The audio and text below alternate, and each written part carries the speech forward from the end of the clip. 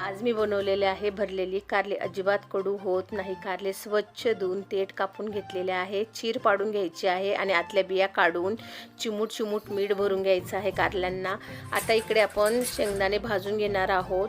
खमंग असे लसूण खूप सारा, मिरची पावडर, मीठ, अगदी सारण आपलं तयार झालेलं आहे, चटणी तयार झालेली आहे। आता कारल्यांना प्रेस करून करून आपल्याला हा मसाला भरून घ्यायचा आहे कारल्यामध्ये। तव्यामध्ये तेल घातले, तेल आपलं गरम झालंय, कांदा परतून घ्यायचा आहे लालसर होईपर्यंत। त्याच तेलामध्ये मी मोहरी घातली, कारले घातले, सगळे कारले घालून अगदी घोटभर पाणी घालायचं आहे आणि अगदी 5 मिनिटाची वाफ काढून घ्यायची आहे आणि उलटी पलटी करून परत 5 मिनिटाची वाफ काढून घेतलेली आहे। कारले आपले शिजलेले आहेत, अगदी खमंग भाजून घ्यायचे आहे आणि कांदे साईडला ठेवून आपले भरलेली कारले तयार झालेले आहेत। याप्रमाणे करून बघा, खूप छान होतात आणि चॅनलला लाईक सबस्क्राईब नक्की करा।